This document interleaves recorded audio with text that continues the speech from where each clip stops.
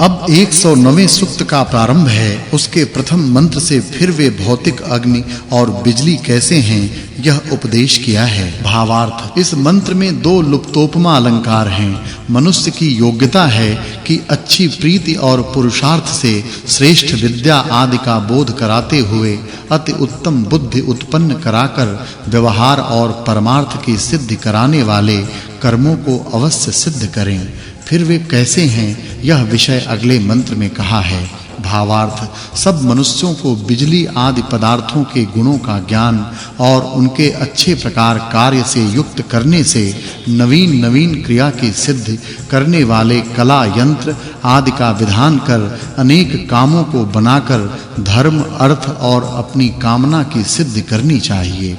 फिर उनको क्या करना चाहिए यह विषय अगले मंत्र में कहा है। भावार्थ, ऐश्वर्य की कामना करते हुए लोगों को कभी विद्वानों का संग और उनकी सेवा को छोड़ तथा बसंत आदि ऋतुओं का यथा योग्य अच्छी प्रकार ज्ञान और सेवन का त्याग न कर अपना वर्ताव रखना चाहिए और विद्या तथा बुद्धि की उन्नति और व्यवहार सिद्धि उत्तम प्रयत्न के साथ करनी चाहिए। फिर वे कैसे हों यह विषय अगले मंत्र में कहा है। भावार्थ, मनुष्य जब तक अच्छी शिक्षा उत्तम विद्या और क्रिया कौशल युक्त बुद्धियों को सिद्ध नहीं करते हैं तब तक बिजली आदि पदार्थों से उपकारों को नहीं ले सकते।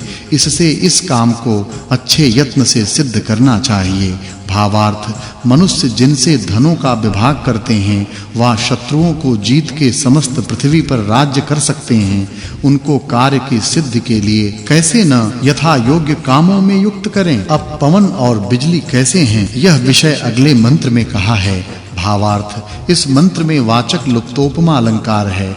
पवन और बिजली के समान बड़ा कोई लोक नहीं है, क्योंकि ये दोनों सब लोकों को व्याप्त होकर ठहरे हुए हैं। अब पढ़ाने और पढ़ने वाले कैसे होते हैं यह उपदेश अगले मंत्र में इंद्र और अग्नि नाम से किया है। भावार्थ, इस मंत्र में वाचक् लुप्तोपमा अलंकार है।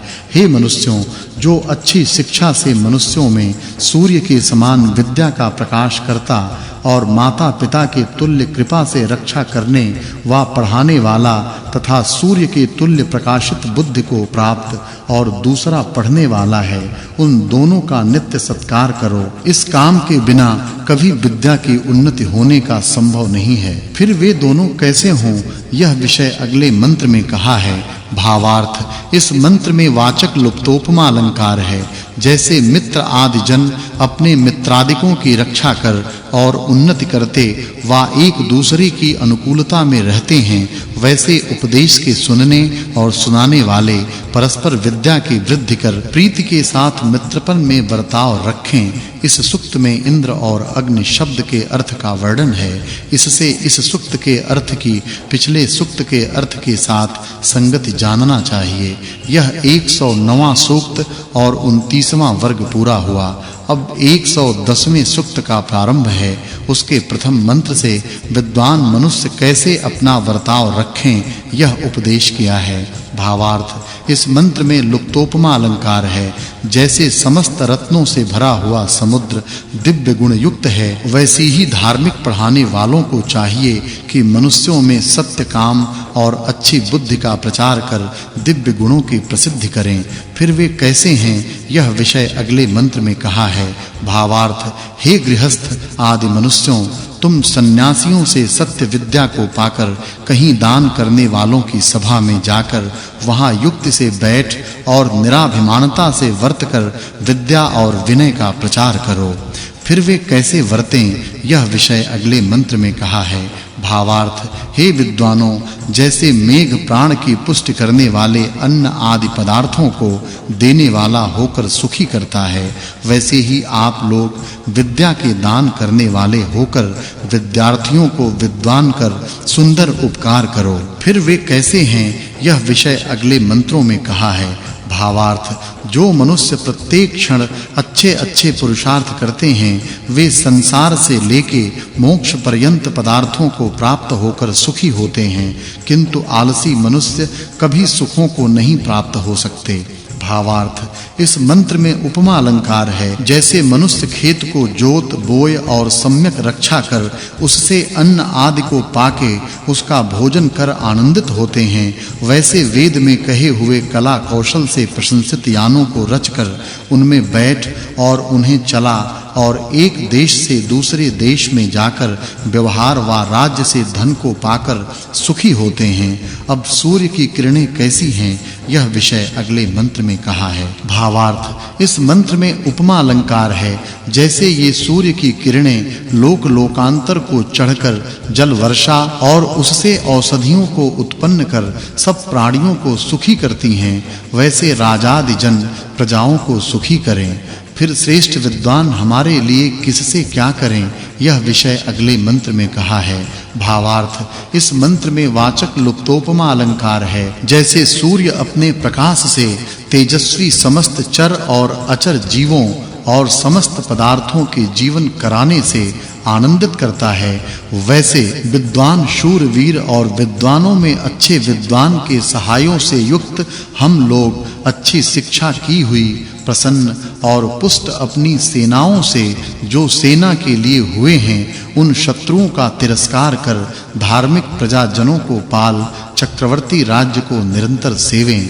फिर वे विद्वान क्या करें, यह विषय अगले मंत्र में कहा है। भावार्थ पिछले कहे हुए काम के बिना कोई भी राज्य नहीं कर सकते, इससे मनुष्यों को चाहिए कि उन कामों का सदा अनुष्ठान किया करें। अब सेनाध्यक्ष कैसा हो, यह विषय अगले मंत्र में कहा है। भावार्थ कोई सेनाध्यक्ष बुद्धिमानों के सहाय के बिना शत्रुओं को जीत नहीं सकता। इस सूक्त में बुद्धिमानों के काम और गुणों का वर्णन है।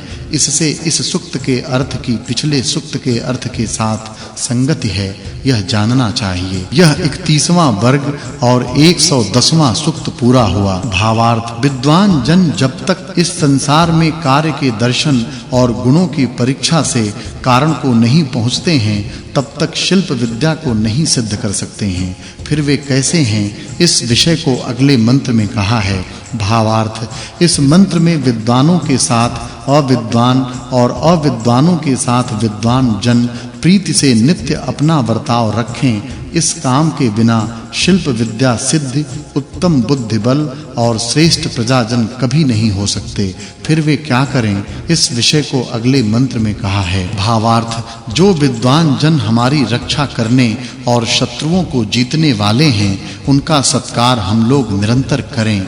इनका किस लिए हम सत्कार करें, इस विषय को अगले मंत्र में कहा है। भावार्थ जो शास्त्र में दक्ष सत्यवादी क्रियाओं में अति चतुर और विद्वानों का सेवन करते हैं, वे अच्छी शिक्षा युक्त उत्तम बुद्धि को प्राप्त हो और शत्रुओं को जीतकर कैसे न उन्नति को प्राप्त हो। फिर वह मेधावी श्रेष्ठ विद्वान क्या करे, यह विषय अगले मंत्र में कहा है।